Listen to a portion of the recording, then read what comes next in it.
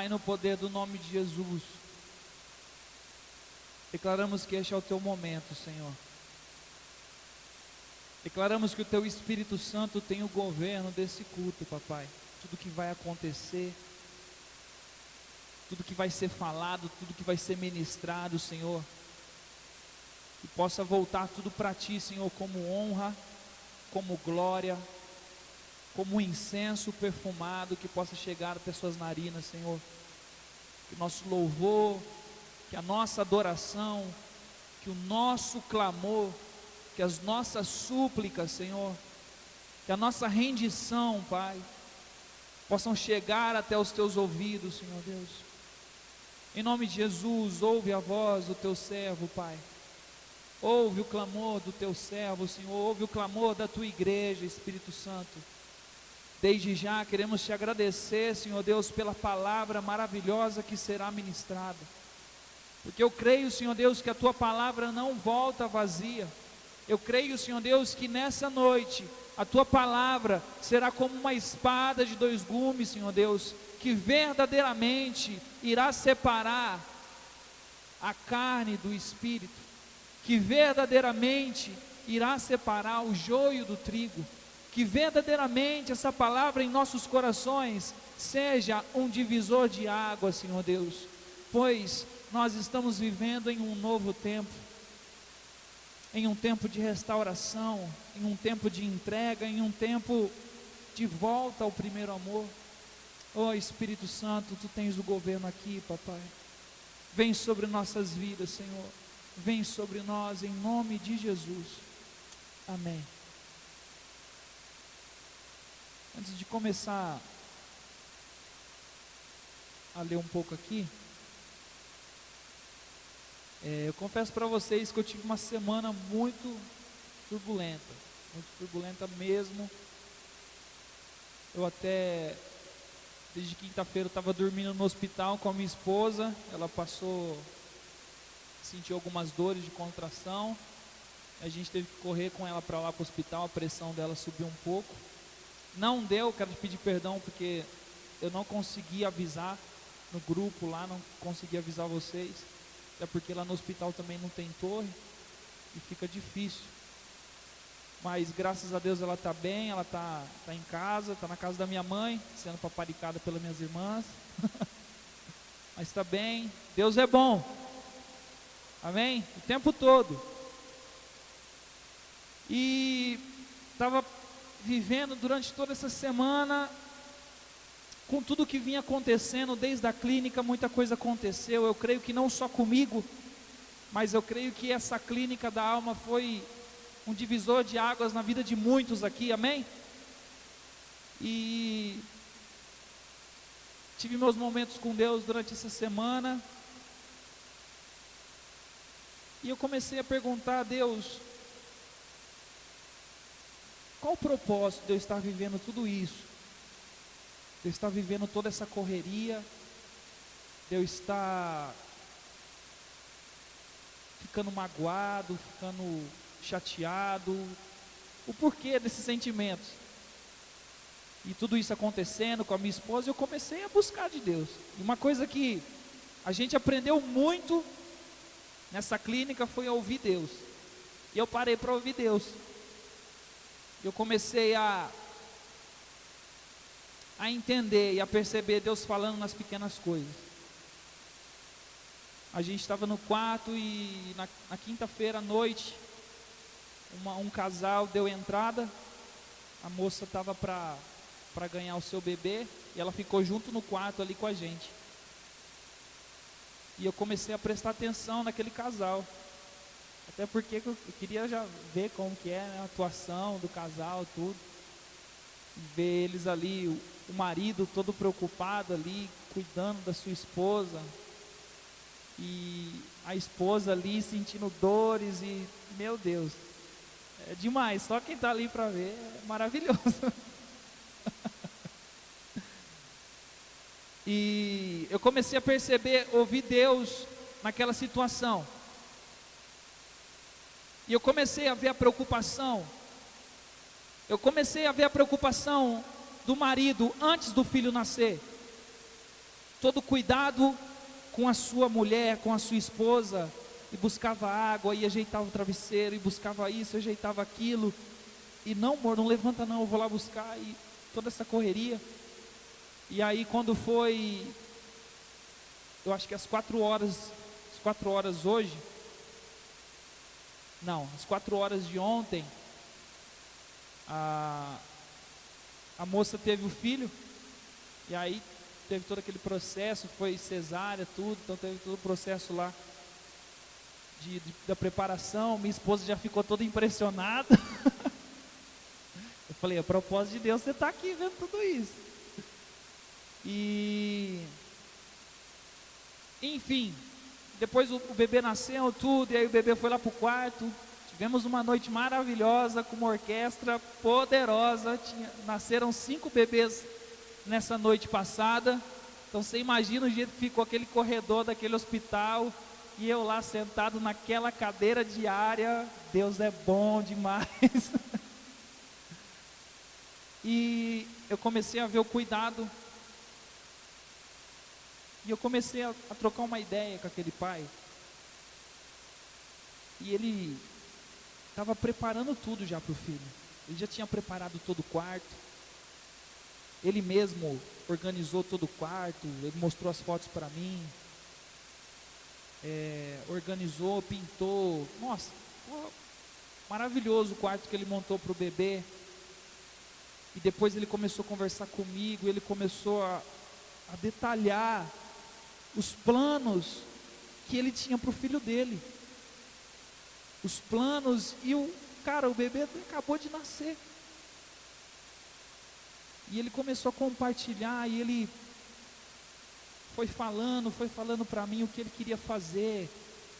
E ele fala que desde quando ele ficou sabendo que a esposa dele estava grávida, ele falou assim, Felipe, eu não sei o que aconteceu, mas eu já tinha certeza que era um homem, e eu já comecei a me planejar tudo, porque eu sabia que era um homem. E até a minha esposa falava que não, que ia ser uma menina, mas veio um homem. E desde o início eu tenho esses planejamentos. E naquele momento, na hora que eu estava conversando com ele, ele falou assim, Deus falou assim para mim, o Espírito Santo me conduziu àquela passagem que ainda, no momento que você ainda estava no ventre da sua mãe, no momento que você ainda nem tinha nascido, eu já tinha planos para você, eu já tinha tudo planejado para você, eu já tinha tudo organizado para você, já estava tudo preparado. Antes que você desse o primeiro suspiro, recebesse o primeiro fôlego ali, eu já tinha tudo preparado, eu já sabia o que ia acontecer, eu já tinha tudo organizado. E na hora que eu estava ali, eu confesso que eu saí um pouco de lado assim, aí eu já estava de madrugada, já eu fui orar, e chorei muito ali naquele corredor do hospital. Isso que a minha esposa nem ganhou o bebê ainda, cara, imagina quando ganhar. Mas o que eu quero dizer com tudo isso? Que existe um propósito para cada um de nós. Quando nós ainda estávamos no ventre de nossas mães, Deus já trilhou um propósito para cada um de nós. Ele já tinha um negócio estabelecido, ele já tinha uma unção estabelecida, uma unção entregue já. E eu confesso que essa palavra aqui de Oséias, ela vem martelando no meu peito, umas 2 semanas atrás. E não sei quantos de vocês conhecem a história de Oséias, mas Oséias, ele era um profeta, e o Senhor pediu para ele casar com uma prostituta,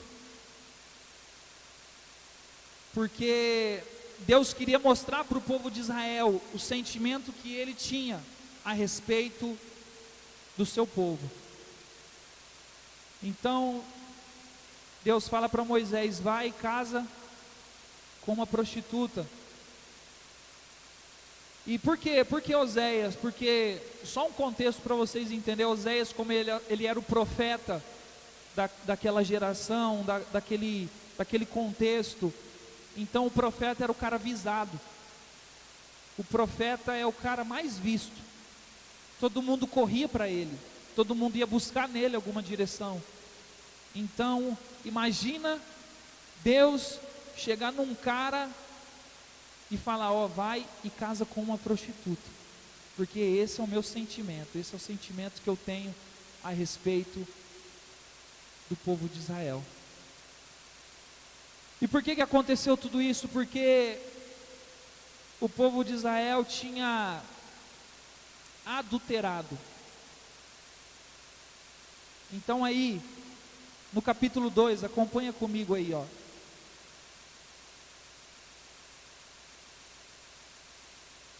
Chamem seus irmãos, meu povo, e suas irmãs, minhas amadas.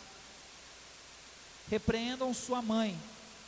Aqui a mãe é representada por Israel, ok? Só para vocês entenderem.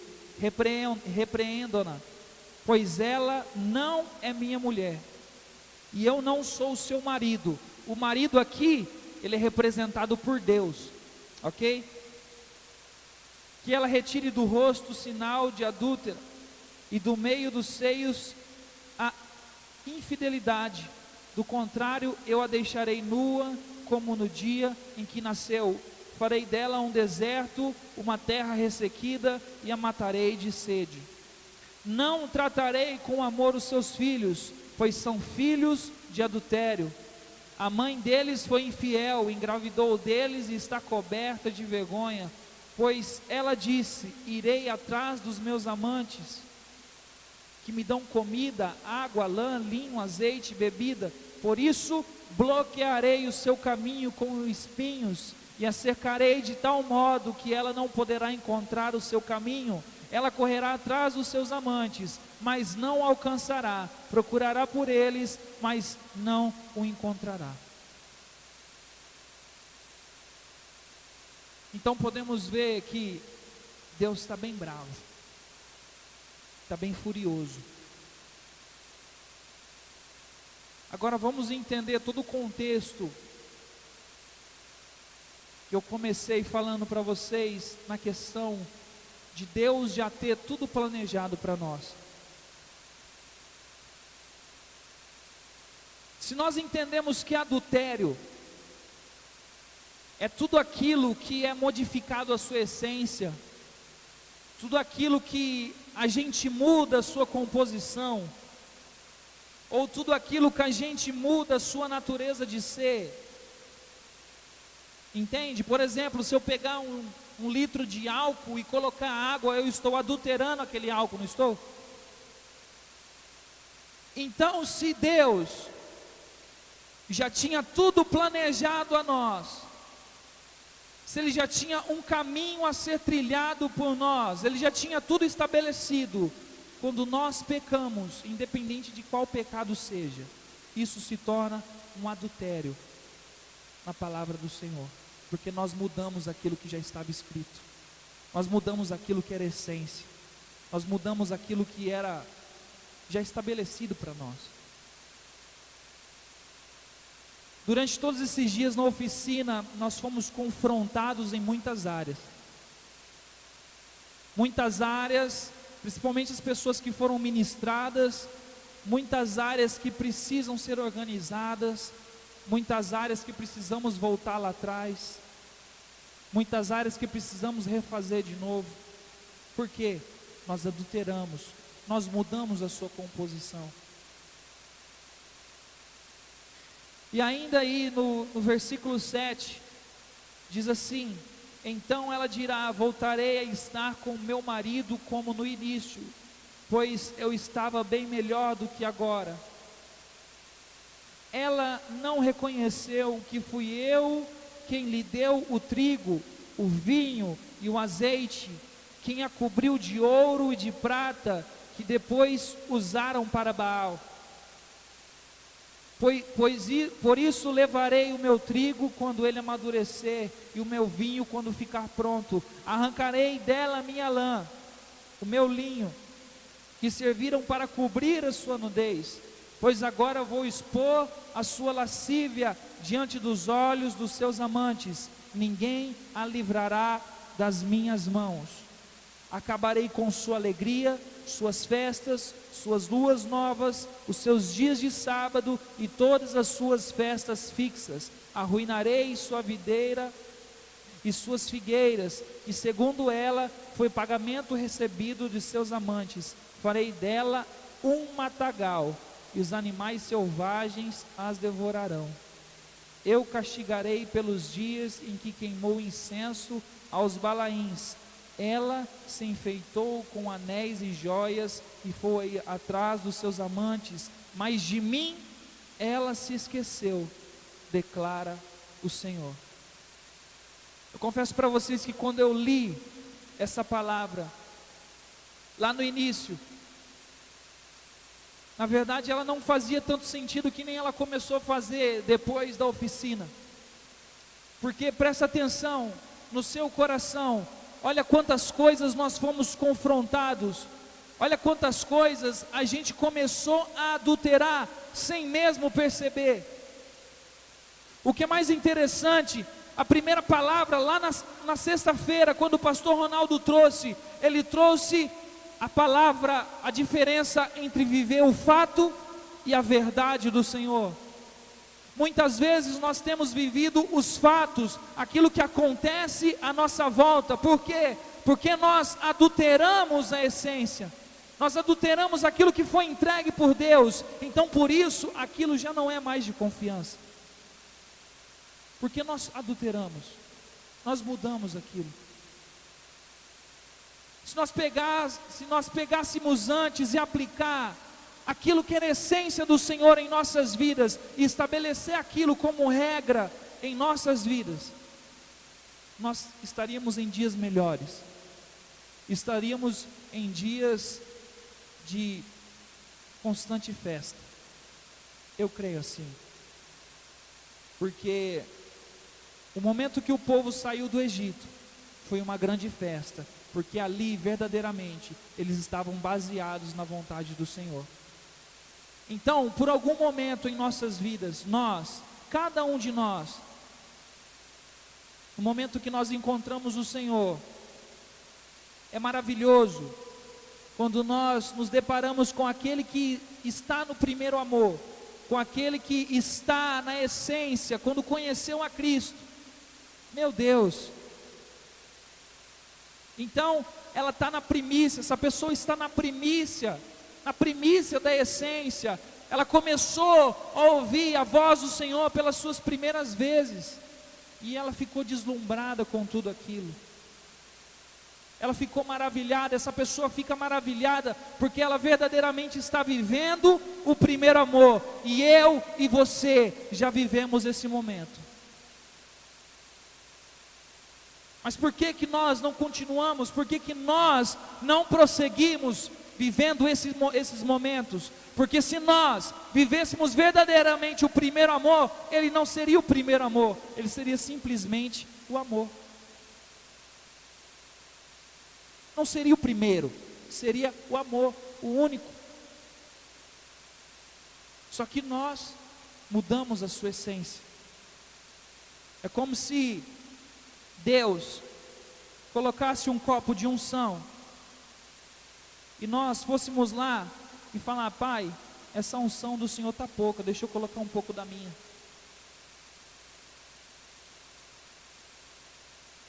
Precisamos entender onde temos errado e voltar, retroceder. Amém?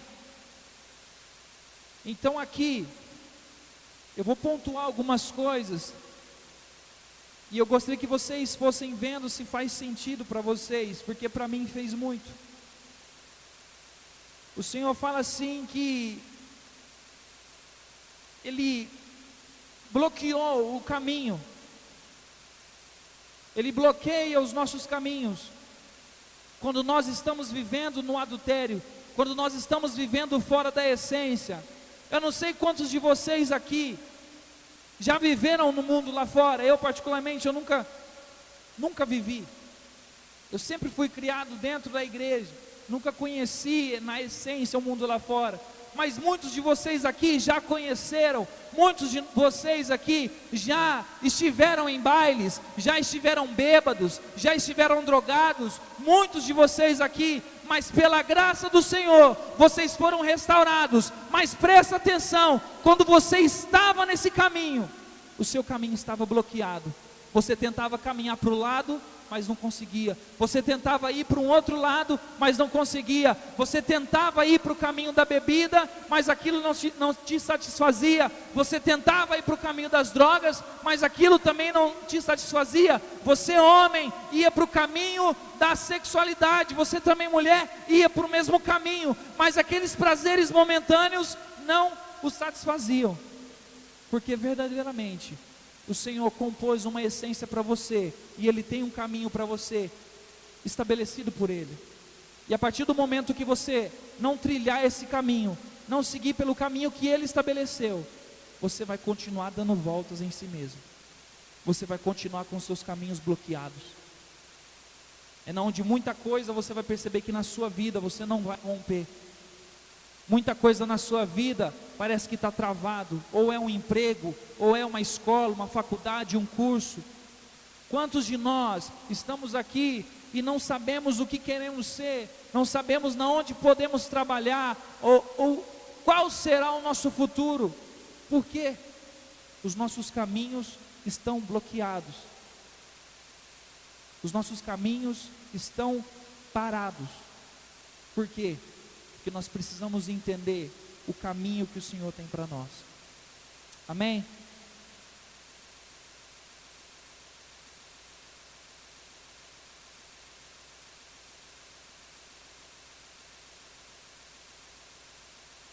Aqui diz também que o Senhor,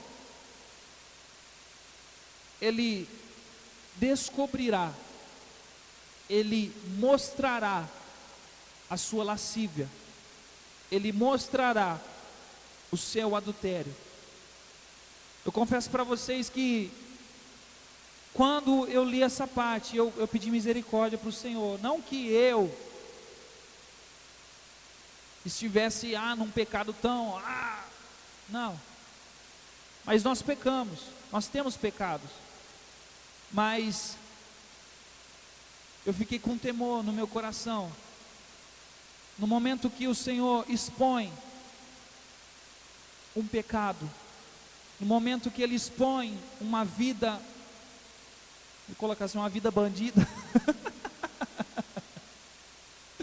uma vida de adultério, Ele expõe. Mas por que toda essa exposição? Porque muitas vezes nós passamos por um processo de humilhação, porque muitas vezes nós passamos por um momento de verdadeiramente ser jogado no meio à sarjeta, e toda a nossa nudez ser descoberta, ou todo o nosso pecado ser apresentado. Por que tudo isso? Porque o Senhor insiste em que façamos o caminho de volta. O Senhor insiste em que abandonemos aquele pecado, e a palavra é bem clara. A palavra é bem clara: quando confessamos o nosso pecado ao nosso Deus, Ele nos perdoa. Mas quando confessamos ao nosso irmão, verdadeiramente nós somos curados. Meu irmão, quando o Senhor Ele chama você para trilhar o caminho dEle, Ele não chama você para ser um crente triste, Ele não chama você para ser um crente doente, Ele não chama você para andar tropicando, Ele não chama você para passar necessidade. Meu irmão, nós precisamos entender isso. O Senhor, desde o início, Ele tem a sua essência, o seu caminho preparado, e verdadeiramente Ele já tem tudo preparado para nós. Ele é o único Deus, entenda que Ele preparou nós e já preparou o caminho para nós. Entende?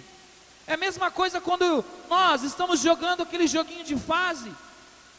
Eu não sei que jogo, fala um jogo aí de fase aí. Mario Bros.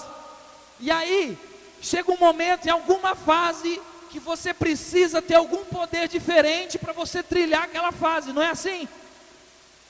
Pô, só eu joguei Mario aqui, ninguém jogou? Amém? Não é assim? Então, quando o Senhor, Ele apresenta o seu caminho a nós, Ele fala assim, ó, Felipe, você vai trilhar por esse caminho aqui. E eu falo, Senhor, então me capacita. Aí vem o cogumelo, e eu começo a trilhar aquele caminho. E precisa ser assim. O cogumelo significa o quê? Vida. Não, cogumelo, gente, não é a pomba não. O cogumelo significa o quê? Vida. O cogumelo significa crescimento. O verde, o vermelho, eu não sei. O verde é o quê? Velocidade? O verde é a vida, o vermelho é o quê? Crescimento. Próxima pregação, em busca do cogumelo verde. Então precisamos entender o que o Senhor tem para nós e o que Ele tem para nos entregar. Estamos cansados e eu creio que é um novo tempo em nossa igreja, amém? Os céus estão abertos para nós, amém? Então dá um glória a Deus bem forte aí. É desse jeito. É um novo tempo. O Senhor nos deu uma nova vida. O Senhor nos deu um novo momento. E Ele deseja apresentar para você. E Ele deseja entregar para você um poder maior, uma força maior, para você verdadeiramente trilhar esse caminho e pular em cima das tartarugas e correr dos dinossauros. E é assim que funciona. E é maravilhoso isso. É maravilhoso porque Deus, Ele é o único que Ele nos capacita para o caminho. O mundo, Ele te ensina no caminho. Deus não. Deus, Ele te mostra antes para você trilhar o caminho. O mundo não. O mundo só vai te apresentar no momento que você estiver lá no meio. Por exemplo, você só vai entender o que é ser bêbado quando você estiver encharcado no meio lá da sarjeta. Aí você vai entender. Só que Deus não. Deus, Ele te apresenta, Ele te mostra, Ele fala, filhão, tá vendo esse caminho aqui, ó? Para você trilhar esse caminho aqui, essa essência que eu quero te dar, esse caminho perfeito que eu estou te dando, você precisa ter isso, isso e isso. E aí é maravilhoso. Deus é bom? Então, na palavra aqui, o Senhor, Ele mostra a sua lascívia. E como nós já dizemos aqui, a lascívia ou toda aquela vergonha, todo aquele sentimento de vergonha. Poxa, quantas vezes nós já fomos envergonhados, até mesmo dentro dos nossos quartos. Poxa, quantas vezes eu, no meu tempo a sós com Deus, só eu e Ele, veio um sentimento de vergonha. Eu me sentia envergonhado diante do Senhor, envergonhado diante da Tua presença. E toda essa vergonha, toda essa aparição da lascívia, do escancaramento aí, da podridão do nosso ser, é para nos trazer de volta ao primeiro amor. É para nos trazer de volta, para que possamos entender verdadeiramente quem nós somos em Cristo. Amém? Um último ponto que eu quero ler com vocês. Está aí no versículo 14. Ele fala assim: portanto agora vou. E eu confesso para vocês que quando eu li isso eu chorei muito.